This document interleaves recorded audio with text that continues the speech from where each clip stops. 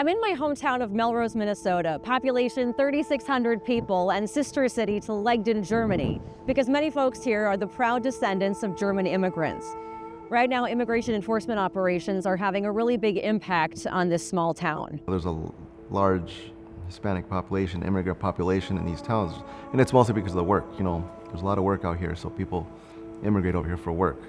But as a church, the last, 3-4 weeks, we went from 75 people, 80 to 20, 30, all because, people are scared to go out. People are scared to go anywhere. And I've heard countless of stories of people that have their work permit. They provide the legal information, documents, and they still get detained.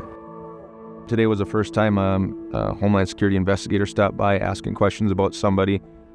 We gave them whatever information that we were able to give them as far as, they don't live there no more. We haven't seen them for this amount of time. I believe we truly know our neighbors. And you maybe don't have barbecues with them every day, but you can at least wave to each other and you have an understanding of who's next door to you kind of thing.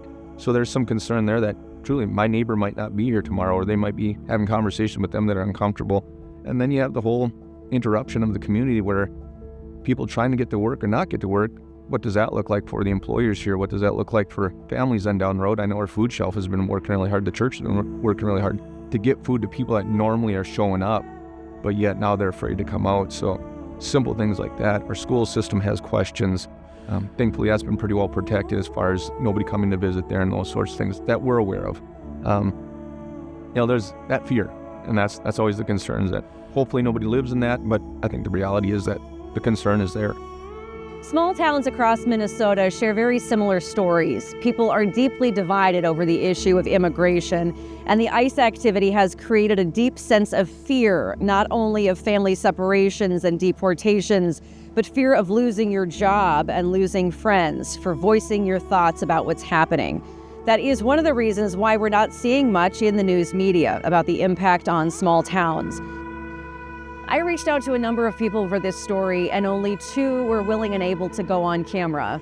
And I grew up here, and my parents still live here. But I have to be careful with what I say, when I say it, because I'll get attacked either way. As a pastor, as a Christian, point of view, as a perspective from there, I'll get attacked if I'm too far right, if I'm too far left, if I don't do nothing. But I think at this time I've come to the conclusion where I'm just gonna do what Jesus would do and stand up for injustice. I'm here to tell you that most of the people in Melrose, regardless of their age, heritage, or job title, are pretty reasonable people. Many of them are Christians who take the rule, love thy neighbor as thyself, really seriously. They want to follow the rules. And many of the people that I spoke with for this story seem to agree that the current rules on immigration aren't working. As a Mexican immigrant, and because I'm Mexican, it's definitely a longer process.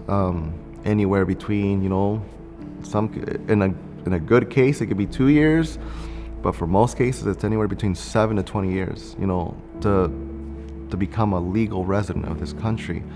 And so what do we do in the meantime? We have to work.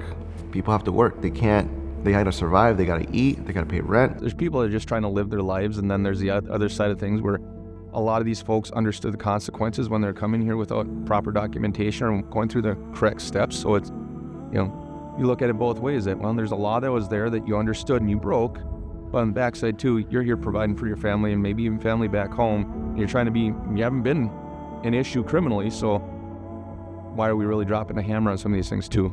And that's whether it's the philosophy of our department or it's just being good neighbors or whatever the story is, what can we do to try and make this as smooth as possible without, going over the top on one side or the other? This country was founded on immigrants.